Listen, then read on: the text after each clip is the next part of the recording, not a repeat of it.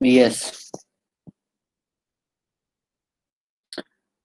Now I am going to summarize Karnal Singh versus State of Haryana, which is landmark judgment decided by Constitutional Bench of the Supreme Court.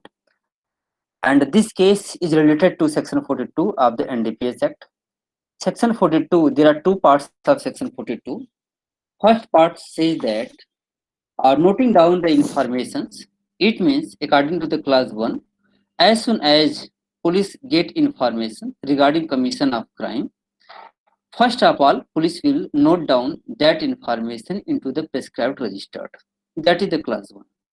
According to the clause 2, police officer, whatever he has recorded the information in the prescribed book, he will send report regarding that information and other things. This is the point of the clause 1 and clause 2. Before 2001 amendment, their word was forthwith, but after the amendment 2001, word is that 72 hours. It means before word was that report must be sent forthwith, but now word is that report must be sent within 72 hours. What was the object of the section 42? Object of the 72 is to control the capricious and whimsy mind of the police. Otherwise, they will change information, they will make bargaining from the goons, and they may misuse its power. They will arrest innocent person and they will release the criminals. So that's why this is the object to control the whimsy and capricious and mind of the police and to establish rule of law. This case, what was the reason why Karnal Singh case came before the constitutional bench? Matter was that Karnal Singh versus State of Haryana was pending before the lower bench. It may be either division bench or full bench. It is not clear, but matter was pending. For example, we can take that matter was pending before the full bench. What happened when the Karnal Singh versus State what happened when the Karnal Singh versus State of Haryana case was pending? In that case, matter was pending before the full bench, that is 3 judges. While the Abdul Rashid ratio of Abdul Rashid case and Sajan Abraham case, ratio of both the cases were totally different. Point was that even both the cases have been discussed by the full bench. You can say here that both the cases were discussed by the full bench, but ratio of both the cases were totally different.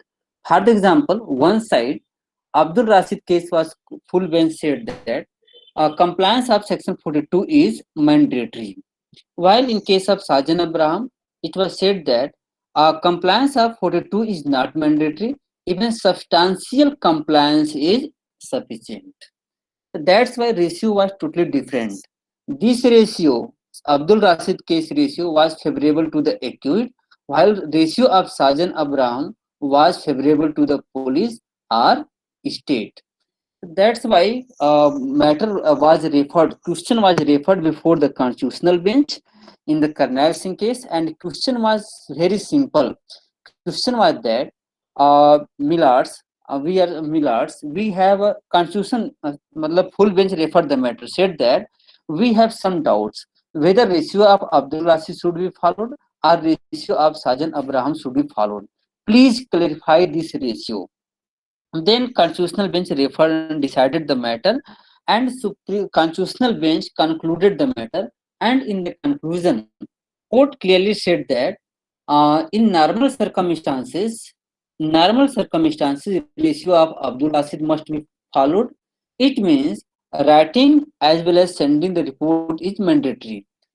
Uh, but Supreme Court in the Karnal Singh case said that if the matter requires expediency, immediate action, in that case, substantial compliance is sufficient. It means in normal circumstances, you must follow the Abdul Rashid case, and in the case of emergency, you must follow the Sajan Abraham case.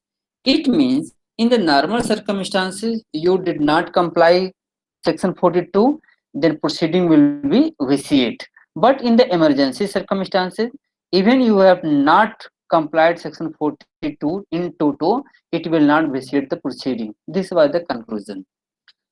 Our conclusion point was that section in this case, Honorable Supreme Court said that we have to make balance between the power of the investigating agency as well as reasonable procedure. So this was the reasons. In this way, it was interpreted. Honorable Supreme Court here, you can understand with the help of this chart. There are three cases. First, Abdul Rashid case.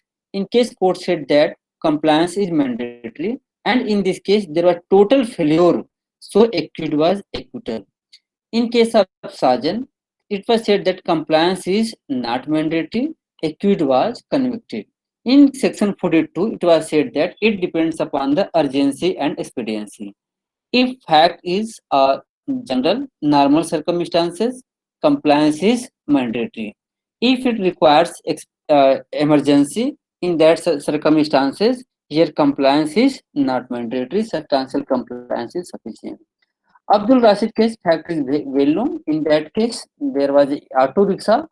There was auto rickshaw driver. He was arrested. He accepted everything, but in the under section 313, he clearly said that before the magistrate Millards, I was auto rickshaw driver. Someone hired and give me address. I was going to send that matter on the address. In this way, and in this case, there was total non-compliance on behalf of the police authority. In that case, police neither had registered the note down the information, nor made any report. It means even after arresting him, there was no report was prepared, and nothing was sent to the senior officer. It means in this case, Abdul Rashid case, there was total non-compliance. In this case, total non-compliance was that, so Supreme Court acquitted him. But in the case of Sajan Abraham case, there was substantial compliance. What is the meaning of total compliance? Total and substantial. In the total, whenever I use the word total, that is the class 1 and class 2. Whenever I use the word substantial, either class 1 or class 2. So that is the point. In Sajan case, there was substantial compliance. It means there was an emergency. Police officer was in the patrolling duty. He got the information. There was an emergency. So without writing the information, he went and arrested the accused. And after arresting, in this way, there was no compliance of class 1. But after arresting, he prepared a report and he referred the report to the senior officer. It means there was a compliance of class 2. It means there was no compliance of class 1, but there was compliance of class 2. That's why court said that in the Sajan case that there was a substantial compliance. Substantial compliance in case of emergency is sufficient. So accused was convicted. He did not get any remedy. After that conclusion of Karnal Singh case will be divided into two parts. First, if the police officer is in the police station, it means if he has sufficient times, in that case will come under the category of normal circumstances. Here you can observe that. Wait 1 minute.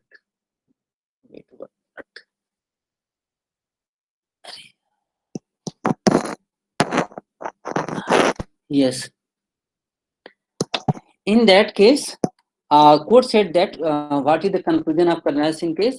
Court said that in the normal circumstances, when the police officer is in the police station, in normal circumstances, both the classes, that is class 1 and class 2, must be followed. What is class 1? Writing down the information. Class 2, sending out the report. In normal circumstances, total compliance is mandatory. Otherwise, proceeding will vitiate.